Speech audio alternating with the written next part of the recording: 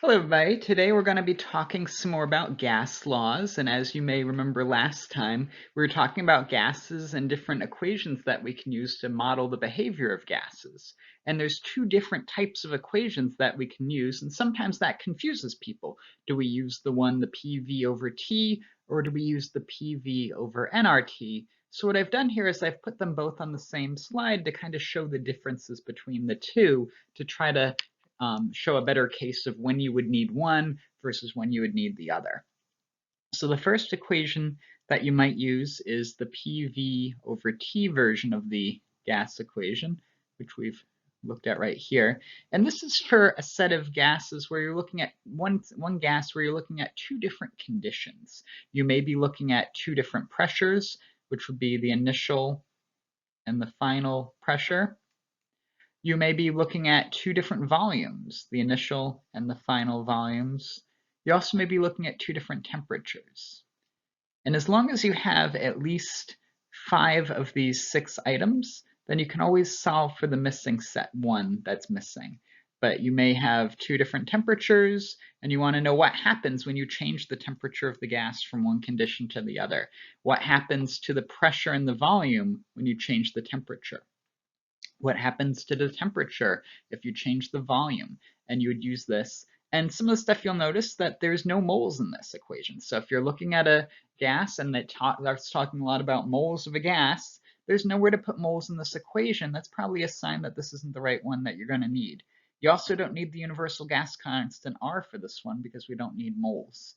So if you see two different sets of conditions, two pressures, two volumes, two temperatures, then this may be the set of equations that you want to use, this PV over T.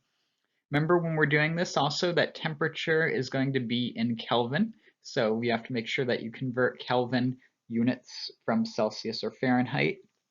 For the pressure and the volume, it doesn't matter as much which units you use, but you do have to make sure that the units are the same for both pressures. So if you have one pressure in atmospheres, your other pressure has to be in atmospheres too, so that they cancel out.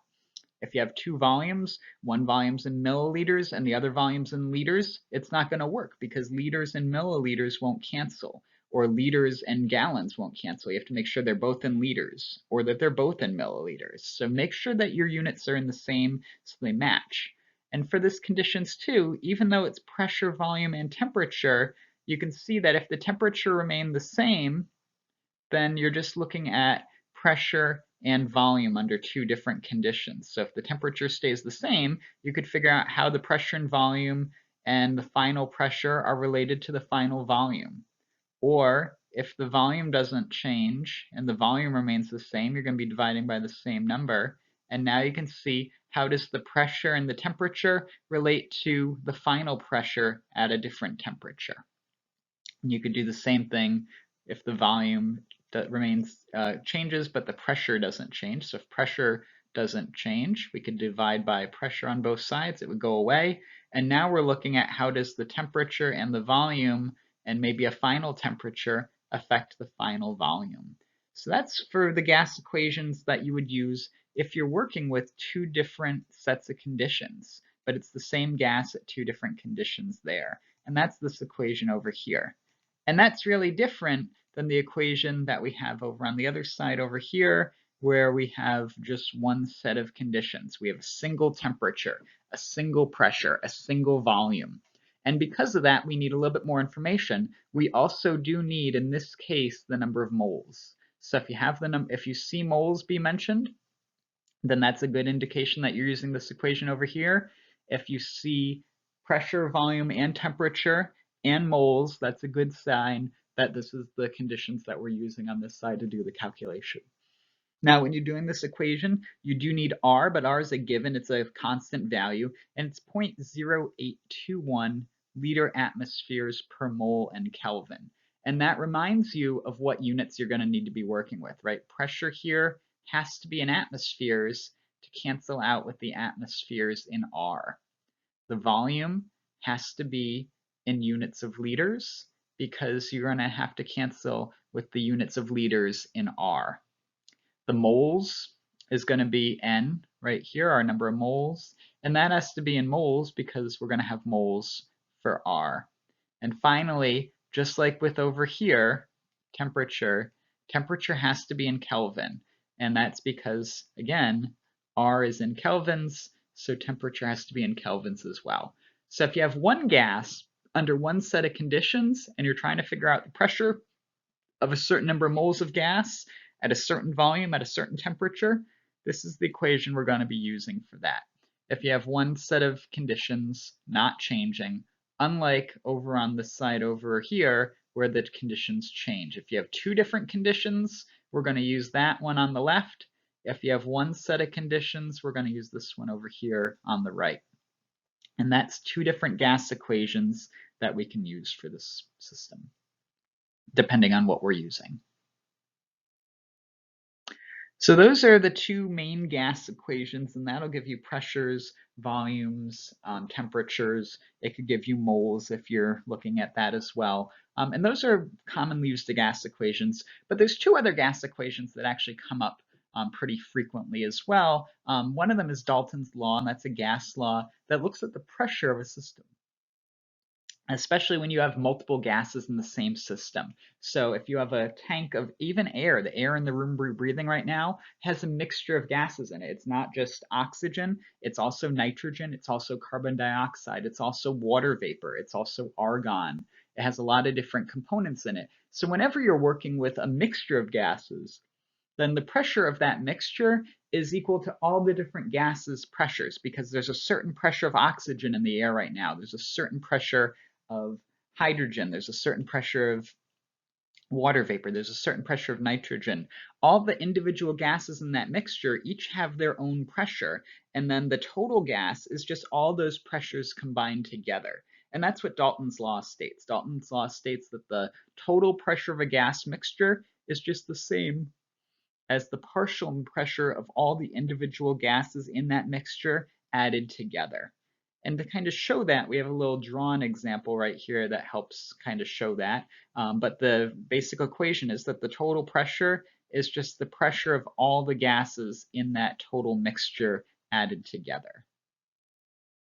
So to kind of show that, you can see here we have a mixture of three different gases. We have the first gas in blue, gas number 1. We have our second gas, number 2, in red. And we have our third gas, number 3, in green. And you can see that the gas in number 1 is pretty low pressure. There's not too much molecules there. There's only a few molecules in that particular gas. There's 4 molecules. Versus gas number 2 and number 3 are a little bit higher pressure. You can see there's a little bit more molecules in number 2 and in number 3 as well, pretty high pressure gases. But if we were to add all 3 of those gases together in the same container, then the pressure of the container would be the gas pressure of all of gas number 1, the pressure of all of number 2, and the pressure of all number 3, because that gas total contains all 3 of those gases. And since each one of those gases already had a certain pressure, the new gas is going to have all those pressures together. So it's going to have this new container, and we're going to put in gas number 1 to that container. So number 1 gas there looks like it did before. But then we add gas number 2 to it as well. And you can see now that the pressure of this mixture is the pressure of gas number 1 in blue, but also the pressure of gas number 2 in red. And if you were to look at the pressure of gas number 3, add gas number 3 to it as well, now you can see that that mixture has all 3 of the gases in it. It has gas 1, gas 2, and gas 3, but gas 1's going to have its own pressure. Gas 2 is going to have its own pressure. Gas 3 is going to have its own pressure. But the total pressure is the pressure that each one of those gases exerts on the container. So the total pressure here is just the pressure of gas number 3 plus the pressure of gas number 2 plus the pressure of gas number 1. And you can see that by counting all the dots. You would see that's the same number of dots. That means it's the same amount of pressure in that gas number 3 total as it was in 1, 2, and 3. So we can do a practice example of that too. So we could look at how does the gas pressure of a mixture get affected. And this is pretty important if you're going to give somebody gas for lung assistance or for anesthesia or for anything where you're giving somebody gas into the lungs, because there's a maximum amount of pressure that your lungs can take. And you want to make sure that the mixture of all those gases doesn't exceed that maximum pressure. So you could figure out how much gas do you have to put into a sample to make it not go above that level. And here we're looking at a sample that's a 1 atmosphere pressure sample, which means that that's the total pressure. So 1 atmosphere sample, total pressure of 1 atmosphere, but that 1 atmosphere of air isn't just one molecule. It contains multiple different types of molecules. It contains nitrogen as one of the components. It contains oxygen as another component. It also contains argon gas, and it contains carbon dioxide gas. So it's got a variety of different gases in there, and it also has water in the sample, but we don't know the pressure of the water. But we can figure that out by taking all the different pressures and knowing that the total pressure of this mixture is the pressure of the nitrogen, it's the pressure of the oxygen, it's the pressure of the argon, it's the pressure of the carbon dioxide, and it's the pressure of the water. And all of those pressures are going to sum up to 1 atmosphere. So because all those pressures sum up to 1 atmosphere, and we move all these other values down, then we can see that the total pressure of the missing water vapor that we haven't calculated is 0.007 atm. So this sample is a 1 atmosphere total pressure, 0.77 atmospheres are nitrogen, 0.21 atmospheres are oxygen, 0.01 atmospheres are argon, 0.003 atmospheres are carbon dioxide, and 0.007 atmospheres are water. So we can figure out the missing pressure by looking at that. So that's one of the molecules that one of the gas equations that we can look at to figure out what the mixture of a gas is and what the pressures of a gas are. And the other gas law that we can look at to look at behaviors of gases is how do gases behave if they're in a container that has a hole in it that allows the gases to leave, or if gases are moving together, how do they move at different rates? And that's Graham's law, which is a gas for diffusion or the motion of gases in relation to their masses. And it has to do with the gases move at different rates due to how large or how small they are, how massive they are. And it turns out that lighter gases move faster. And that's partly because lighter gases are able to kind of move between the spaces of molecules a little bit better. Also has to do with the energy they have and the mass they have. But it means that a lighter gas or a gas with a lower molecular weight would leave through a pinhole a little bit faster if you had a mixture of two gases in a balloon, or if a balloon were starting to deflate. And for some of the reason for that is that if you ever look at a balloon of like a helium balloon, the gases over time shrink. Your balloon, if you take your helium balloon, you had it one day, you have a nice balloon and it's really high up on the ceiling and it's floating around, and then you come back a day or two later and the balloon's not as high up, and eventually the balloon's on the floor. The balloon still looks like it's inflated though, right? It's not that the balloon deflates, the balloon's still pretty good inflated amount, but what happens is that the balloon had a lot of helium in it, and helium's a very low weight molecular gas, versus it also has some nitrogen in it. Nitrogen's a higher molecular weight gas, and the helium leaves the balloon a little bit faster than the nitrogen does. The helium diffuses or effuses out a little bit faster through small holes in the balloon, and that means that as the balloon loses its helium, it sinks down lower and lower until there's no helium left in the balloon. But that's due to this Graham's law of diffusion. The lighter gas, in this case the helium, escapes faster than the heavier gas, in this case the nitrogen. And there's a chemical equation that can help us out with that. And if we're looking at two different gases and we wanted to know the actual rates of those two gases, we can figure it out. We can look at those two different gases and we look at their molecular weights and we look at their rates and we figure out which is which. And what you'll notice here is that it's an inverse relationship. The rate of diffusion or effusion of gas A on top is divided by the square root of the molecular mass of A on the bottom. And B was on the bottom over here, and now it's on the top over here. So if you're on the bottom on one side, you're on the top on the other, and opposite, vice versa. Now, where do you get that molecular weight? You're going to get that molecular weight or the molecular mass from the periodic table. So if we're working with helium, we would go to our periodic table, we'd look up what the molecular weight of helium is, we'd look up the molecular weight of oxygen or nitrogen, and we'd figure out which gas moves faster. And if we knew the rate of one gas, we could actually solve for the other gas, because we can always look up molecular masses and molecular weights. We could measure one rate, we could figure out the rate of the other, or we could figure out this ratio, how much faster is one gas than the other, by just dividing one by the other. So we can do one of two different ways to get that rate. So if we want to do a little example, right, we want to know which balloon is going to deflate faster. One balloon has a bunch of hydrogen in it, and that has a formula weight of H2. And the other balloon has a bunch of helium in it. So that one's going to be filled with helium He, and we want to know which balloon's going to deflate faster. We've already established that lighter elements move faster, so whichever element weighs less is going to move a little bit faster, or is going to deflate a little bit faster, but we could actually figure out how much faster, how many more times fast that's going to be as well. So to do this, we're going to need to plug in everything. So let's just set one gas to be 1. So let's say that hydrogen is the first gas and that helium is the second gas. So hydrogen, H2, we're going to say that's A, and helium, we're going to say is B. So we have B over here, and then A over here is H. So we have A over here, so A is H2, B is He, so H2's on top on this side, on the bottom over here, and then same thing for over He. He's on the bottom over here, and on the top over here. So now to do the rest of this experiment or the rest of this calculation, we're just going to have to get the molecular masses of these two gases. So the molecular mass of helium, the molecular mass of hydrogen, and that's easy enough to do if we go to our periodic table of elements. I said periodic table of elements. There we go. So we have our two different elements here. We have hydrogen and we have helium.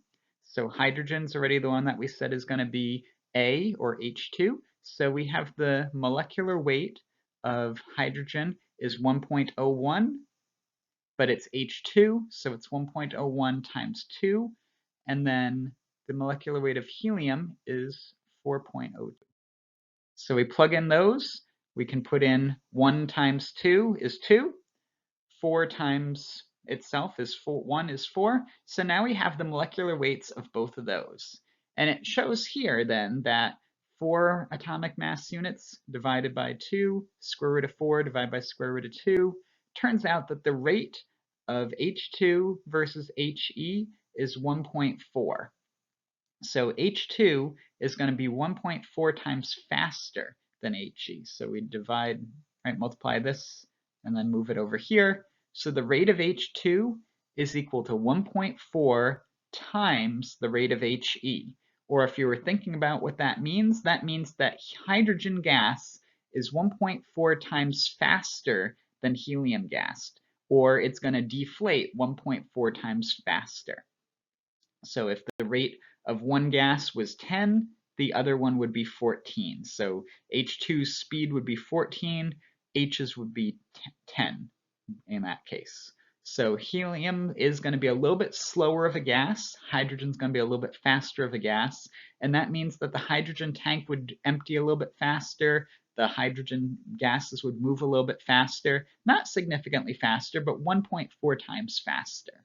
So slightly faster than the helium would be. And we can figure that out by using the molecular weights and by doing these calculations here.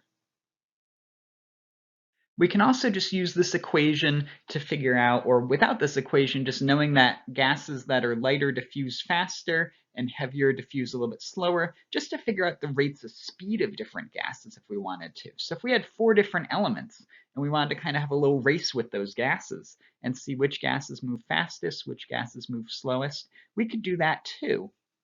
All we would need to do is look up their atomic masses on the periodic table. So we've got 4 different gases here. We want to know which ones move at different speeds. So right, neon, Ne, that has a mass of 20.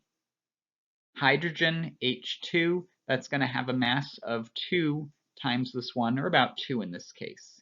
Helium's got a mass of 4. And then chlorine has a mass of 2 times 35. So we'll say it's about 70.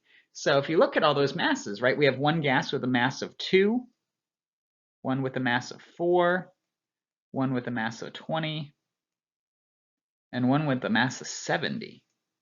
So 70 is going to be really, really slow. This is going to be our slowest gas. Versus over here is going to be really, really, really fast. It's the lightest gas. So lightest gases are going to move really fast. And then this one, so that'll be, this is the slowest one right here. This is the fastest over here. This is going to be the second fastest. And this is going to be the second slowest, followed by the slowest. So slowest gas over here, number 1 for chlorine, followed by neon being a little bit faster, followed by helium being even faster, followed by hydrogen being even faster.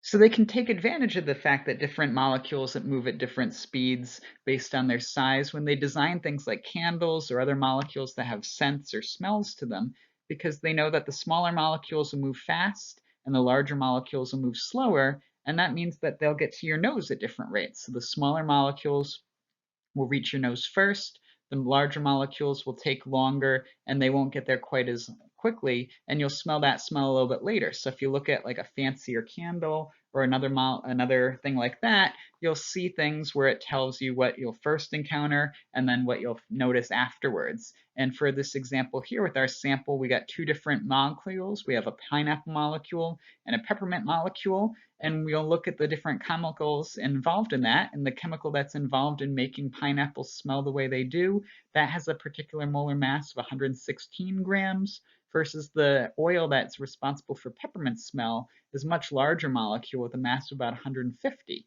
And since the peppermint smell is a lot larger mass, it'll move at a slower rate than the pineapple will. And that means that if you had a thing that contained both pineapple oil and peppermint oil, you would notice the pineapple smell a little bit first, and then the peppermint smell would take a little bit longer to get there. And that's because the molecular weights of these 2 molecules are different. And the larger mass is going to travel slower versus the smaller mass will travel faster. And that's used when we design candles, we design anything with a scent so that the molecule doesn't travels as fast. And you would notice this for any type of scenario where you have a bunch of molecules. So a lot of the molecules responsible for odors of all sorts of different types are all based on chemical molecules that are gases that can diffuse through a room.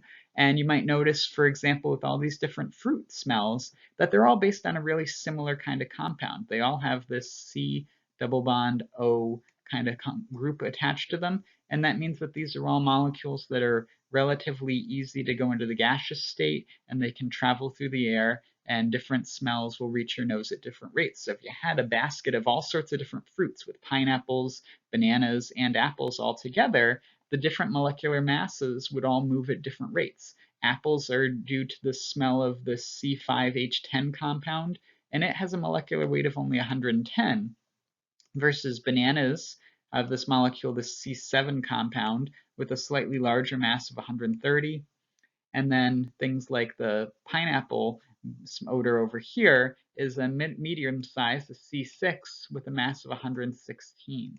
So if we had a group of fruits and we wanted to know which one we'd notice first when either we entered a room, or if we had them all in a jar and you were opening the jar up and you would smell it, or if someone were to carry it in, all these molecules would diffuse through the air at different rates. And the larger molecules would move faster, the smaller molecules would move slower, and they would get to your nose at different rates. But which one would reach your nose first? The one that's going to reach your nose first is the smallest molecule, the molecule with the lowest molecular weight, and that's going to be, in this case, the molecule associated with the apples. So the apples would get to your nose first, and then you would notice the smell slowly afterwards. You would start to notice the smell of the pineapples followed because those have the next largest mass of 116.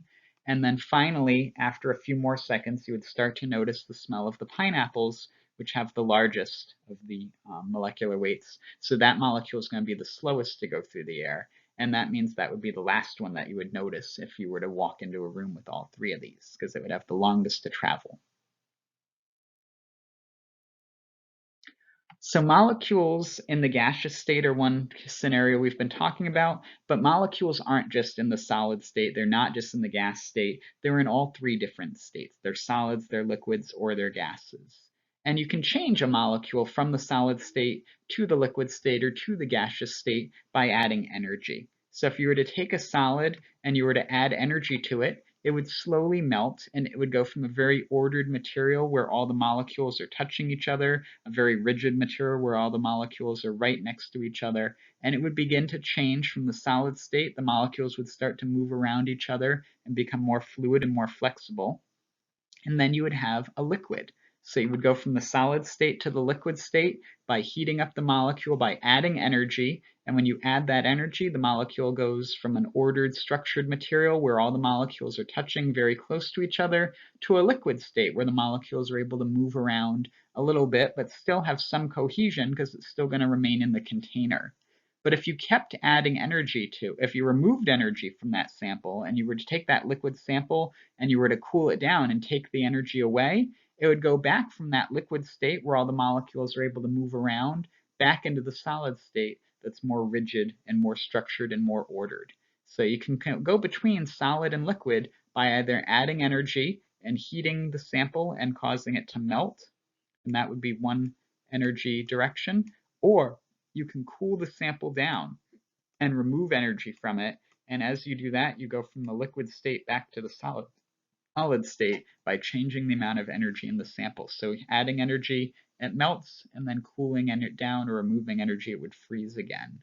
But if you had a liquid, you could also add more energy to a liquid, and you could go from the liquid state to the gaseous state. And this is a process called vaporization. And it's where you add energy to a liquid, and the liquid molecules gain even more energy, and they have even more ability to move around, and they're able to escape the confines of their neighboring molecules, and they're able to be completely isolated and independent of each other in the gaseous state. But gases can be reverted back into liquids through a process called condensation, where you cool the gas down, you remove energy from the gas, and the molecule goes from a high energy gas to a lower energy liquid. The molecule is going from completely independent to having some cohesion between the two of them and having some force that brings them back into the liquid state. So you can go between solids and liquids and gases, and this is the direction that most materials go. If you take a solid, which is the lowest energy, and you add energy to it, it becomes a liquid, and then you continue adding that energy, and the liquid becomes a gas, which is the highest energy state of the three states of matter. You could take that same gas, you could remove energy, and it would cool down and become a liquid, and you could continue removing energy from it until it became a solid. But there's also a way that solids can convert directly from a solid to a gas, and that's a process called sublimation. And that's where you add energy to a solid, and rather going from a solid to a liquid, it goes directly from a solid to a gas. And certain materials do this better than others. One material that does this pretty well that you may have ever seen is dry ice. So dry ice is a particularly interesting compound. It's called dry ice because as energy is added to the solid, unlike water, which forms a liquid as it cools down, as it warms up and goes from a solid to a liquid to a gas, dry ice goes directly from the solid state to the gaseous state. And you can see that here. You can also see that here with this cloud around it. This is a cloud of solid CO2, dry ice is CO2, and as the dry ice heats up and converts, it sublimes directly from a solid to a gas, and it goes to gaseous CO2. So CO2, when it's frozen, is a solid, and then it goes from a solid to a gas as dry ice sublimes. You can also create dry ice. So if you had a bunch of CO2, you could convert it from a gas into a solid through a process called deposition. And that's how they make dry ice, by taking CO2 and condensing, depositing it into a solid so that you have solid dry ice that you can then allow to sublime and form CO2 again. So you can kind of see for all three of these different stages of matter that there's an energy level difference, right? Solid is the lowest energy of all the different materials, and solids can gain energy, and they can gain energy through the process of sublimation. You become a gas, or solids can gain energy, and they can melt into a liquid, and then they can continue to vaporize into a gas. So gases have the highest energy of the three different states of matter, because gases have the highest energy. Gases, if they lose energy, are either going to go back to a liquid or back to a solid. So gases losing energy will condense back into liquids. Gases losing energy will deposit back into solids. And then liquids can lose energy further and they can freeze back into solid, which has the lowest amount of energy of the three states of matter. So we have three different states of matter with three different energy levels, the highest energy in the gas, lowest energy in the solid, and liquids in between. And we can actually figure out what those energy levels are. How much energy does it take to melt a solid into a liquid? Or how much energy does it take to boil a liquid or vaporize a liquid into a gas? And that's what we're going to look at now with these energy calculations. So for figuring out how do we change a solid into a liquid or a liquid into a gas or a gas into a solid, we can actually calculate the amount of energy you need. We can calculate that energy, and that energy is normally recorded as in energy units called calories. So calories are a unit of energy, just like if you look at a bar of candy or a bag of cereal or a piece of bread, it tells you how many calories are in that material. That basically tells you how much energy is in that food. How much energy would you get from eating that food? And rather than knowing the amount of energy you would get from eating a piece of food, maybe you want to know how much energy does it take to change matter from one state to another. So we would use energy units there as well, except now we're going to use calories as our energy unit for measuring material from one state to another.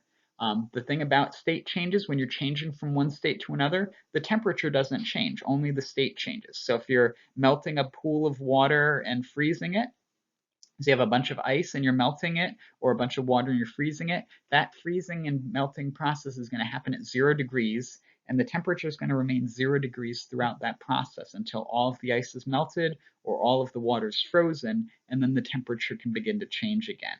If you take a bunch of water and you're trying to boil it, the temperature of the water is going to remain at 100 degrees Celsius throughout the boiling process until all the water has boiled. So whenever we're doing a temperature change of state, we're leaving the temperature constant. And when we want to do these energy changes and these changes of state, we're going to need to figure out how much energy is involved. We're going to need two different things. We're going to need the amount of matter that's involved, the mass of the matter that's being changed, and that's going to be required to figure this out. Larger amounts of matter require more energy, smaller amounts of matter require less energy. So if you're trying to melt an ice cube, that's relatively easy, relatively low energy. But if you're trying to melt a whole freezer full of ice or a whole iceberg's worth of ice, that's going to take a lot more energy because you have a lot larger mass of ice than you do in the small ice cube. And you also need some processes to understand the process that's going on. So if you're melting ice going from a solid to a liquid, or if you're freezing ice going from water going from a liquid to a solid, you're going to be revolving around the fusion process, the process of turning a solid into a liquid. And you need the energy of that process called the heat of fusion. And that's something you would be given on a test. It's something we can look up in a table and it can be provided. So that energy is available, we could look it up. And if we want to know how much energy does it take to melt a block of ice, we would multiply the mass of that block of ice times the heat of fusion, and that would tell us how much energy we have to give that ice to melt it.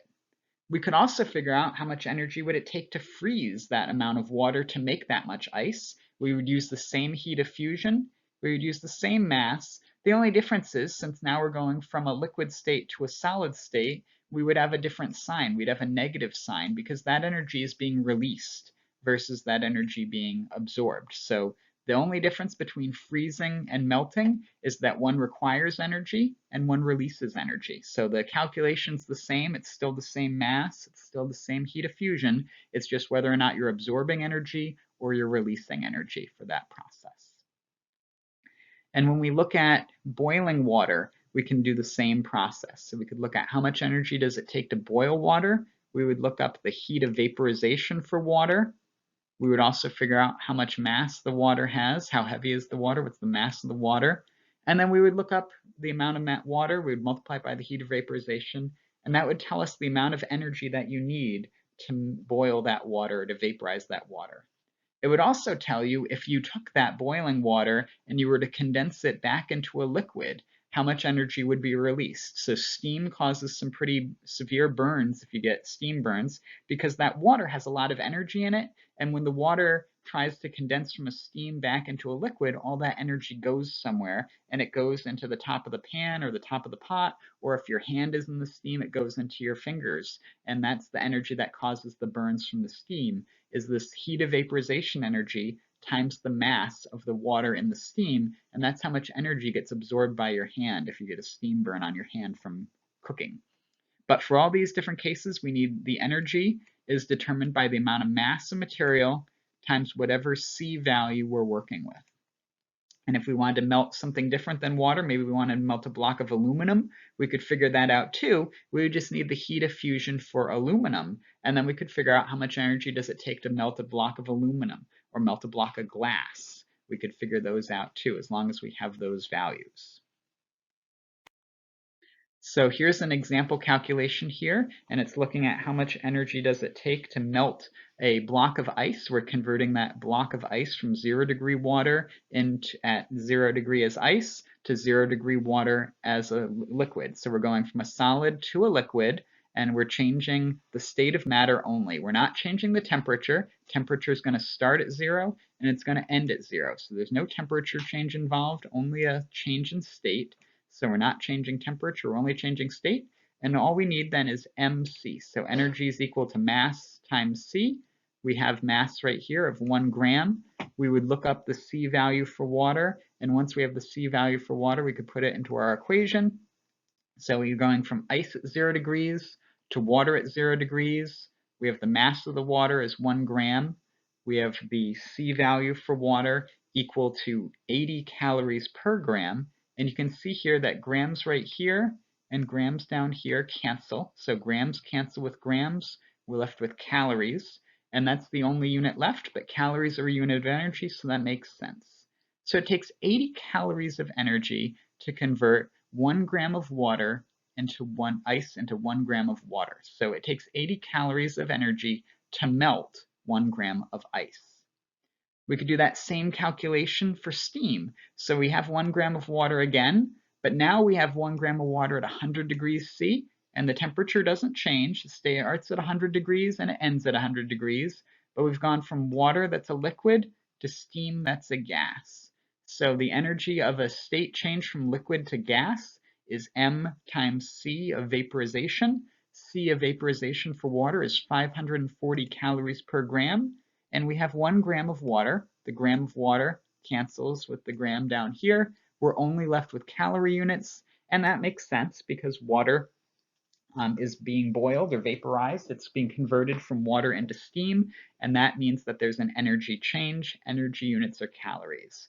And you can see here that it takes a lot more energy to turn water into steam than it does to turn ice into water. So it takes a lot more energy to boil water than it does to melt it. So we can measure the temperature changes or the energy that it takes to change from one state of matter to the other. But that's not the only type of changes that we usually do. We're not just melting ice. We're not just freezing water. We're not just boiling water. Sometimes we don't want to change the state of matter. We just want to warm it up or cool it down. So if you go outside and you put some plants outside, you don't want to boil your plants' water. You just want to heat it up a little bit. Or if you make some hot chocolate or some tea or some coffee to drink because you're a little cool, you don't want to boil that water. You just want to warm it up a little bit so that you have a nice warm drink. You don't want a steam drink. You still want liquid water. You just want liquid water at a higher temperature. But you might want to know how much energy does it take to do that? How much energy does it take to raise the temperature of a particular material?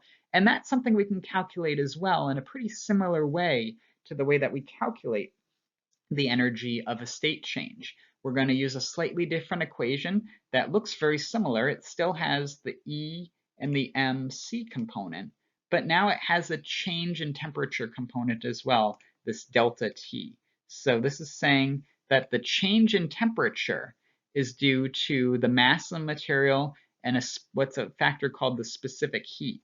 Specific heat is the amount of energy that it takes to raise 1 gram of material by 1 degree Celsius. And just like with our other energy units, this is measured in calories as well.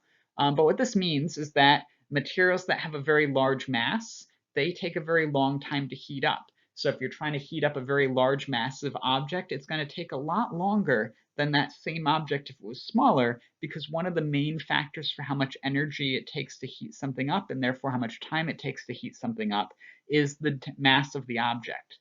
Also, a factor that's involved is the amount of temperature you're trying to raise it by. Small temperature changes are going to occur relatively quickly. Larger temperature changes are going to go relatively longer. And different materials have different specific heats or different values of C. So some materials are just easier to warm up because they have a lower specific heat than others do.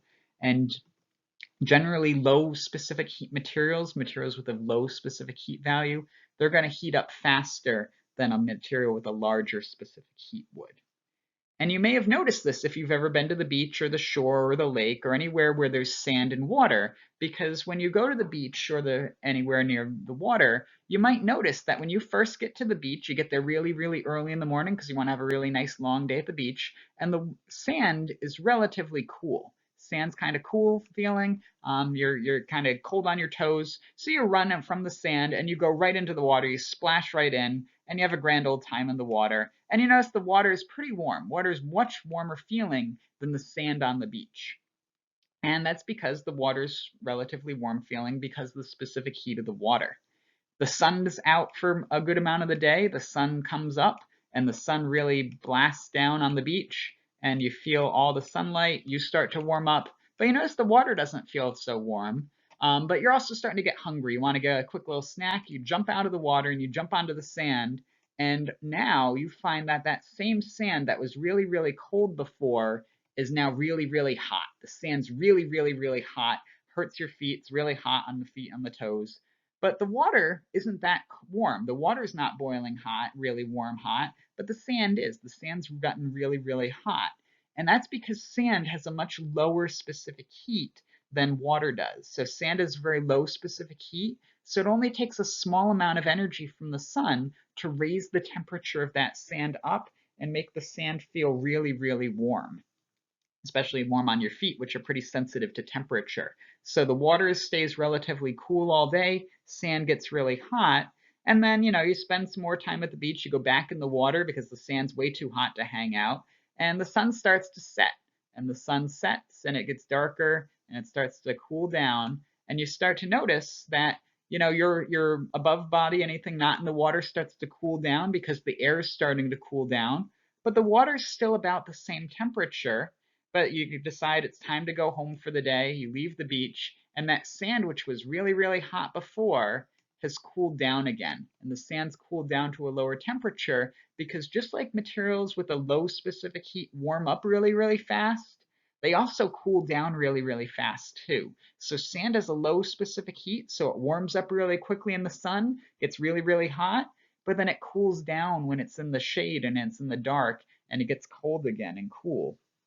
The water, however, has a relatively high specific heat. So water stays the same temperature all day and all night. It doesn't really get cold at night. It doesn't really get hot in the day. Water stays at about the same temperature the whole time because water has such a high specific heat. And that's really important for places for involving temperature. Anywhere near a lake, the weather doesn't get quite as cold in the winter or quite as warm in the summer because the temperature by the lake or by the ocean actually mitigates that temperature change of the air a little bit. And that helps to affect the climate of a lot of different parts of the world. They're very dependent on that. And that all has to do with the specific heat of water. Water has a very, very high specific heat, so it resists changes in temperatures, takes a really long time to warm up, takes a really long time to cool down. And you can see that for all sorts of materials if you're looking at specific heats. Materials with the different specific heat will heat up fast. If they have a low specific heat, they'll cool down fast if they have a low specific heat, and they'll heat up slow if they have a higher specific heat. So you can see here 3 different materials that we're working with. And we want to see what's going to heat up the fastest, what's going to heat up the slowest. We're comparing the energy of these three systems, and energy is equal to mass times C times the change in temperature. So we've got three different things that we need to look at.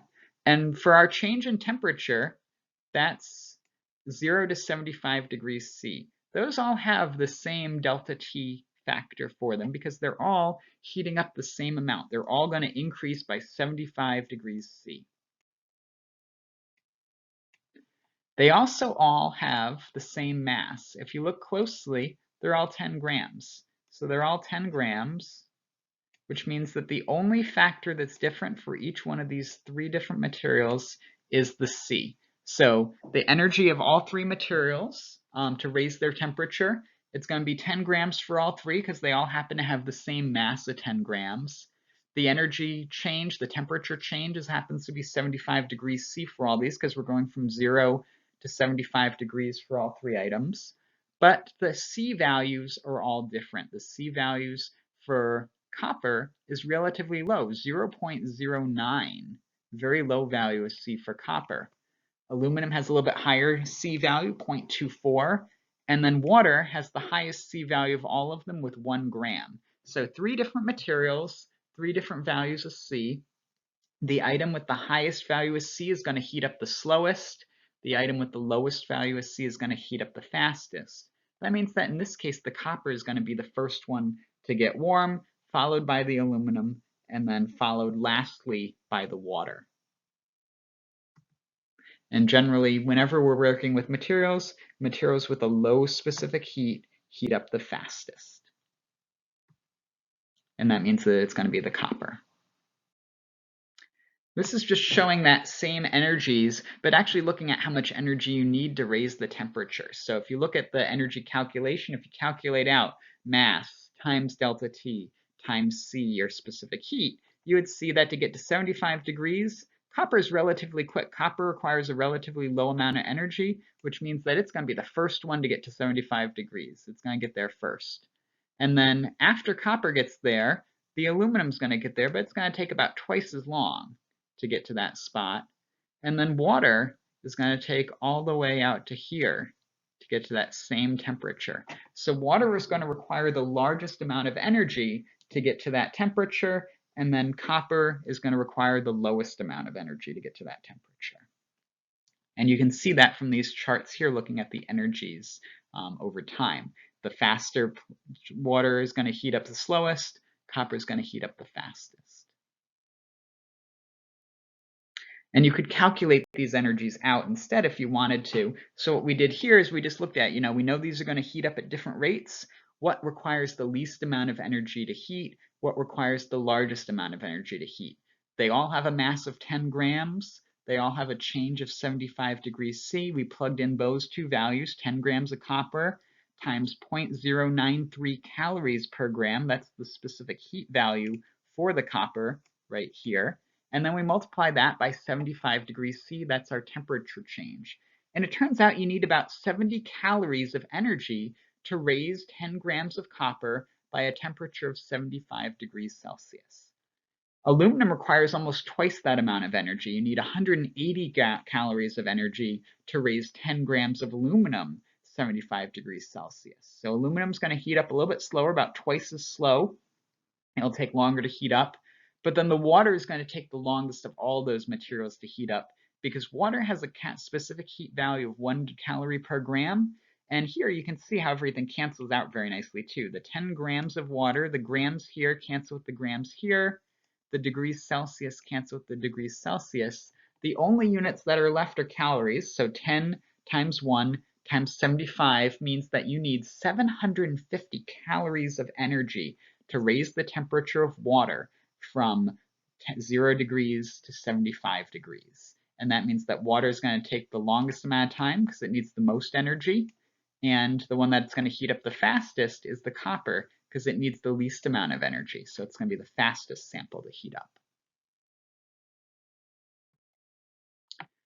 So we can look at these two different equations, right? We got two different equations that we're talking about. Both of them require energy. Both of them tell you how much energy it takes to change the temperature of something or to change the state of something.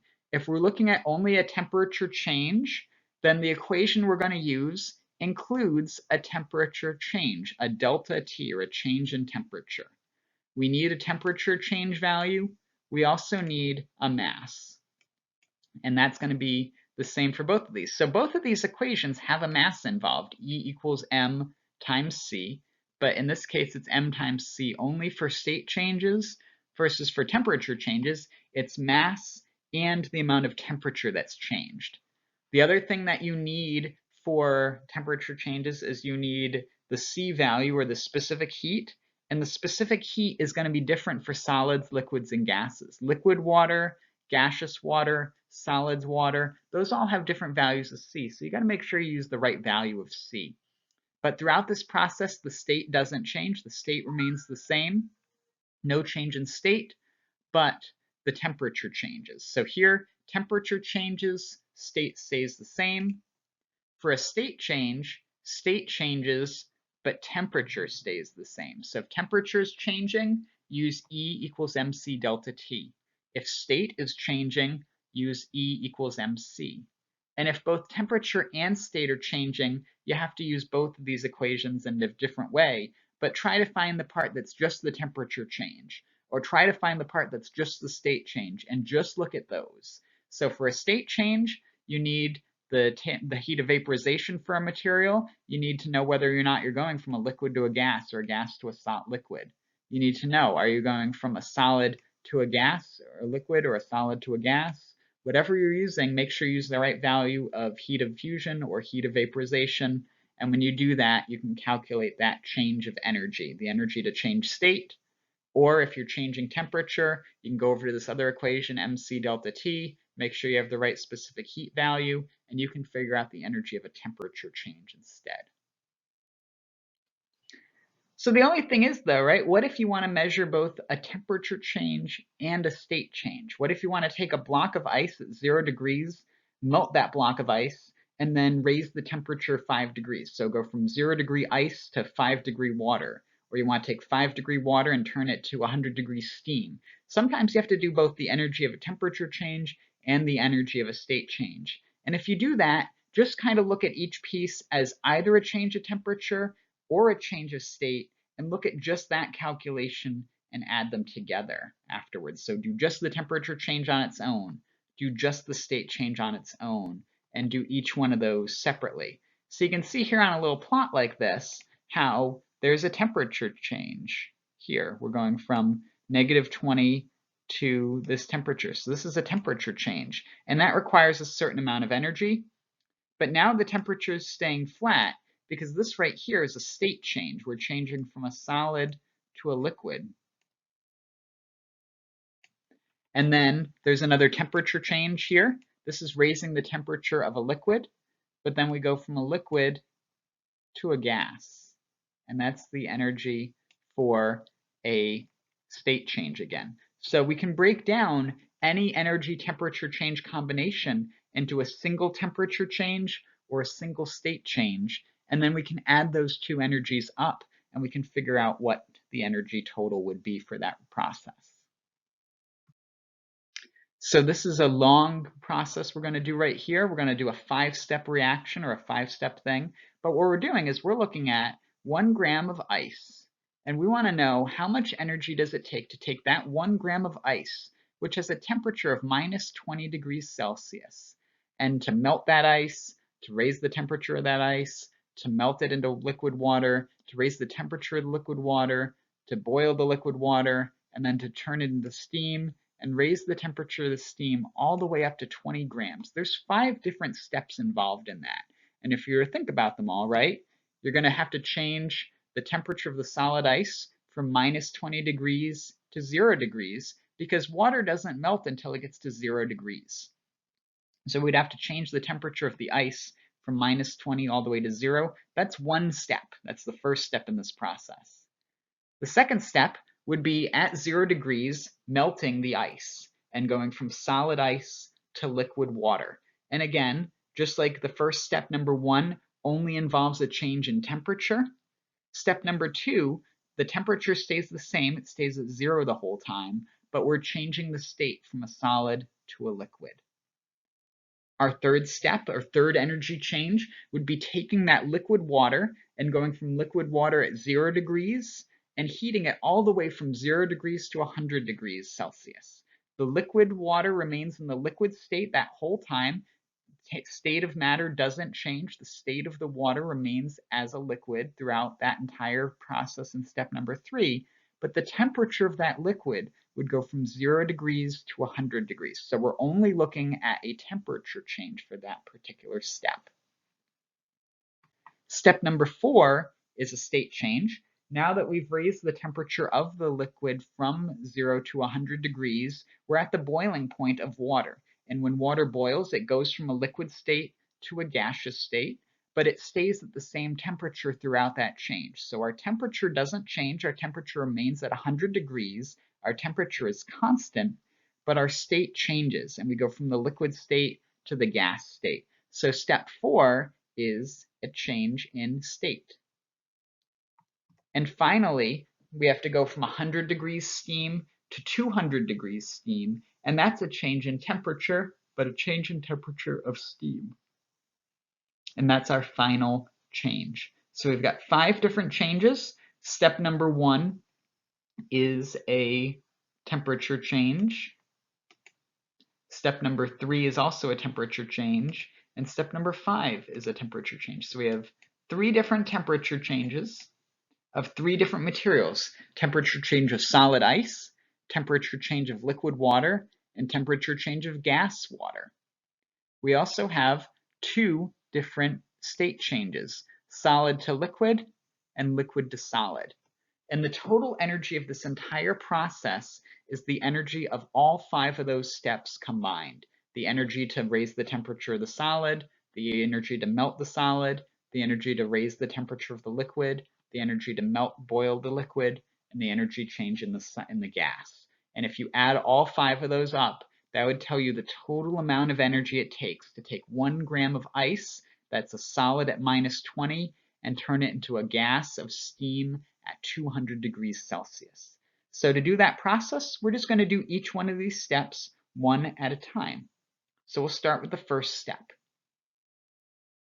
So the first step that we're going to look at is the step of going from ice at -20 degrees Celsius to ice at 0 degrees Celsius. We need a temperature change, not a state change. So we have E equals mc delta T because this is a temperature change.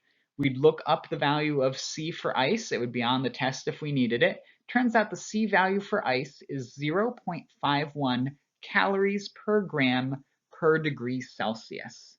Our change in temperature is 20 degrees Celsius here, and our Celsius number cancels with our Celsius in the denominator down here. Our gram number cancels with this gram number here. The only unit that's left is calories, and that makes sense because this is energy. So how much energy does it take to take a block of ice at -20 and raise it to 0? Turns out you need 10 calories of energy to do that first step. The second step was a state change. We're at 0 degrees, we're at the melting point of water, and we're changing water from a solid into a liquid. Energy changes for state changes are E equals mc. Our C value here is the heat of fusion for water, and the heat of fusion for water happens to be 80 calories per gram. Grams cancel. No change in temperature, so we don't need a delta T, we don't need a T unit, and there's no temperature units to cancel out, so we know we have the right unit here. Turns out that we need 80 calories of energy to melt that same block of ice. So it takes about 8 times as much energy to melt the ice as it does to heat it up. For our third step, we're going to be raising the temperature of that water from 0 degrees all the way up to 100 degrees Celsius.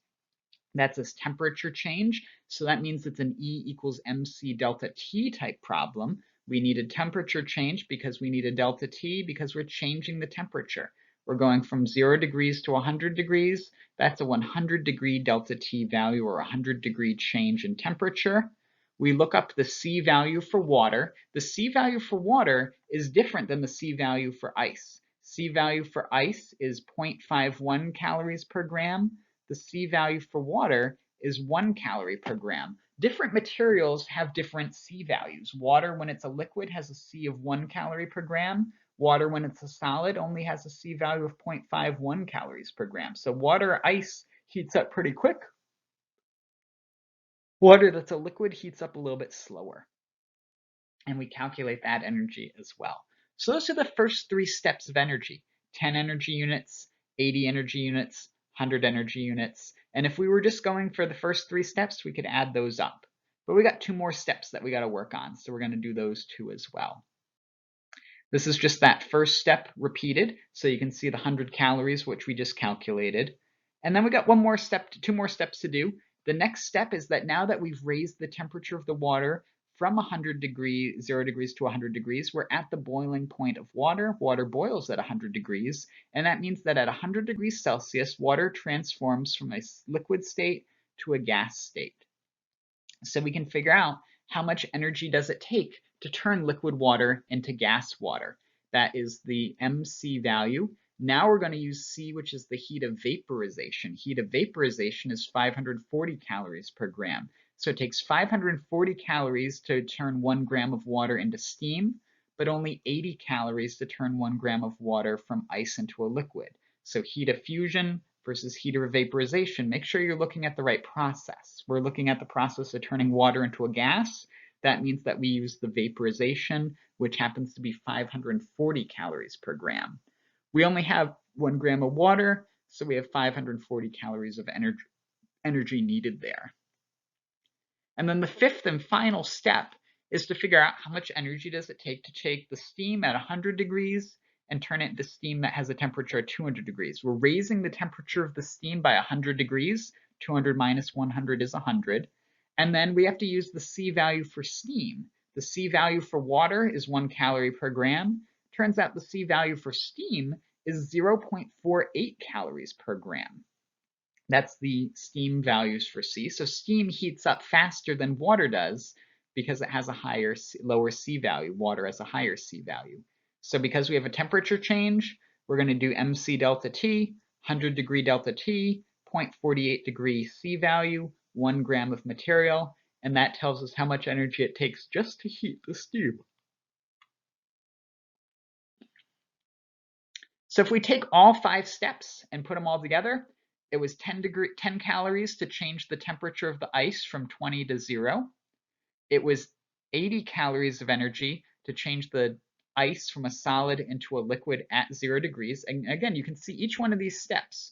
We're only changing the temperature in this step. We're only changing the state in this step. We're not changing the temperature, we're just changing the state. Here, we're only changing the temperature. We're not changing the state, we stay at liquid water. And that particular temperature increase required 100 calories of energy. Here, we're leaving the temperature constant in step 4, but we're going from water to steam. We're going from a gas, liquid to a gas. That requires 540 calories of energy. And our final step, leaving steam for both, but changing the temperature, we go from 100 to 200, and that has a temperature change of 100 degrees, and it requires 48 calories of energy to change that. So that's our final calculation there, number 5.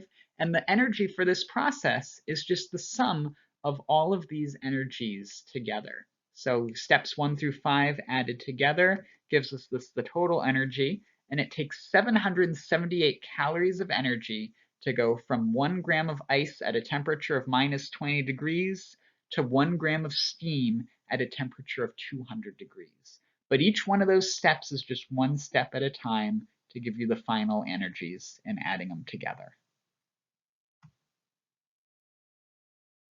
And this is just showing all those energies kind of spread out over energy. And you can see the amount of how much energy do you need to do just the temperature change of the solid? How much energy do you need to do the temperature change of the liquid? How much energy do you need to do the state change? So this is just kind of showing all those energies spread out over time. So One other example here is showing in a calculation. This is only a 3-step process or a 2-step process, but it's a little bit different and it's kind of showing some ways to work with stuff. So what we're working with now is we're taking 50 grams of water that's ice and we're turning it into a liquid. So we have 50 grams of ice at minus 90 degrees C, and we want to heat that ice up, we want to melt that ice, and then we want to turn the ice into a liquid, and then we're going to turn that liquid from 0 into a liquid that's at 90 degrees Celsius. So we're going to do 2 different temperature changes and 1 state change. So we can break this down into 3 different steps. First step is changing the temperature of the ice. Second step, changing the ice into water or changing a solid into a liquid. And the third step is changing that liquid water at 0 into liquid water at 90 degrees C. And because of that, we're going to need a few different values. We're going to need the C value for ice. That's going to be used in this first step right here. We're also going to need the C value for water. That's going to be used in the third step right here. And we're going to need the fusion value for water, which we're going to use in that middle step right here. So 3 different C values need to be used. You have to make sure you use the right one. If you're just talking about changing the temperature of solid ice, we're going to use the one in yellow right there. If we're talking about just changing the temperature of liquid water, we're going to use the red one. If we're talking about changing state from solid to liquid, that's fusion or fusion process. So we're going to use the C value for fusion, which is the green line here, the 80 calories per gram. So 3 different steps to calculate. First step is doing ice at 90 degrees to ice at 0 degrees. We're going to be using the 0.51 calories per gram because we're working with solid ice. We're going to be using 50 grams of matter because that's the mass that they told us. And we're going to use a temperature change of 90 degrees C because that's the change from 0 degrees to 90 degrees. So 3 different steps, 50 times 0.51 times 90 degrees. That gives us an energy requirement of 2,295 calories. And when we look at this, we can double check everything cancels, right? Grams up here, cancel with grams down here, degrees Celsius here, cancel with degrees Celsius here. Only unit that's left is calories. And that's an energy unit, so it makes sense. Our other step was to melt the ice, turn a solid into a liquid. So now we're going to be using the red boxes, the green line, the green value of fusion, changing a solid into a liquid. That just is an MC type problem, no change in temperature, right? Temperature started at 0 and it ended at 0. Temperature has not changed. We haven't changed the temperature, so we're not going to use delta T. We're going to use just MC. And that means that we plug in M, same mass as before, 50 grams of water, and times C. C of fusion, of going from a liquid to a solid or a solid to a liquid, is 80 calories per gram. Grams cancel out, so grams on top cancel with grams on the bottom, and we're left with the final value of 400 calories for this process. Third step that we have to do is the melting, after melting the ice into liquid, is raising the temperature of that liquid. We're going to use the red lines now. We're going to use the 1 calorie per gram because that's the C value for water. And you can see that the C value for water is different than the C value for solid ice. Solid ice has a C of 0.51 calories per gram. That's if you're changing the temperature of ice. We're now changing the temperature of water. So we're going to use C for water, which is 1 calorie per gram. Have our 50 degrees temperature change still? Now we're going from 0 to positive 90. That's also a 90-degree temperature change. And we plug everything in, and we can see that we have another value of 4,500 calories of energy needed to raise the temperature of that water. To figure out the total process, we just have to add all 3 energies together. 2,295 calories for step 1, 400 calories for step 2, 4,500 calories for step 3. Our total process is about 7,195 calories to go from solid water at negative 90 degrees to liquid water at positive 90 degrees. But it's just 3 little steps, 2 MC delta T steps and 1 MC step. And then you add them all up, and that gives you the final process. So this is just one more type of calculation to practice with, and it's just asking what needs more energy. heating up some ice from 50 degrees to 0 degrees, heating up some steam from 100 degrees to 200 degrees, or melting some ice. So, and it gives you all the different components here. It lets you know that where you change temperature, lets you know what the C values are for all the different processes. So let's do the first one first. Melting ice, or sorry, no, heating ice. We're heating ice, we're changing the temperature of that ice. That means that we're not changing the state, we're only changing the temperature. So that means that it's going to be an MC type calculation, and we need the C value for ice. C value for ice is 0.51 calories per gram. So going from ice at minus 50 degrees to ice at 0 degrees, we have a mass of 1 gram, we have 0.51 calories per gram, and we have a 50-degree temperature change. And that means that you need about 25.5 calories of energy for that step. The other two processes that we have here, melting ice doesn't require a temperature change, it requires a state change, and it requires a fusion process. So if we were calculating that, we would use the C subfusion value right here for that one. And the other one, the steam we're going from 100 to 200 degrees, so we'd need the C value for steam, which happens to be 0.48 grams per calories per gram there. So if we're doing the steam calculation, we're going to do MC delta T, but we're going to use 0.48 for our C. If we're doing the melting ice, we're going to do MC, and we're going to use the 80 calories per gram for our M. So let's do the ice one next. Melting ice requires no change in temperature. Temperature remains the same. It starts at 0 and it ends at 0, but the state is going to change, and we're going to go from solid to a liquid. And that means we use the C value for fusion. C value for fusion is 80 calories per gram, as you can see in green right here. And that's going to increase the energy from 0 to 80 energy units of 80 units needed. Our last question, so definitely, comparing these two, what requires more energy? Ice only requires 25.5 calories. Melting ice requires 80 calories. So far, this is the highest energy, but we haven't done the final calculation yet. We're going to do the calculation for how much energy it takes to raise the temperature of steam from 100 degrees to 200 degrees.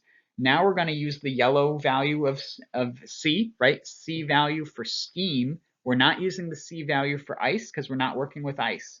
We're not going to use the C value for water. We're not working with water. We're working with steam. We're not changing the state. We're only changing the temperature. That means we're going to use E equals MC delta T. We're going to plug in 0.48 calories per gram for C. We're going to do a 100-degree temperature change because we're going from 100 degrees to 200 degrees. And if we do all that calculation out, it requires 48 calories of energy. So of those three, this one's the one that requires the most energy because 80 is bigger than 48 and 80 is bigger than 25. So that's another type of question you might see where it just requires what requires more energy. Just three separate calculations. Are we changing temperature? Are we changing state? If we're changing state, then we do MC. If we're changing temperature, we do MC delta T. So that's the end of this chapter, pretty much. That's the end of this chapter here for looking at samples, looking at temperature changes, looking at different states of matter. But these are just some of the types of calculations that you can do with these for the different problems. And there's some other practice problems in Top Hat. There's some practice problems on the old exams as well. These are questions you might see on the next exam coming up as well. But have a really good week. And hopefully everybody is doing well in their other classes, doing well with their different projects. If you want to come for any other extra help or extra talking, I have the digital office hours Monday, Wednesday, and Tuesday, either from 11 to 12 or 12 to 1. You can come on Google Hangouts, but if not, we can meet by other methods. We can meet for over emails, or we can do other things to work on projects together and work on problems to help study for the exam. But have a good week and see you guys next time.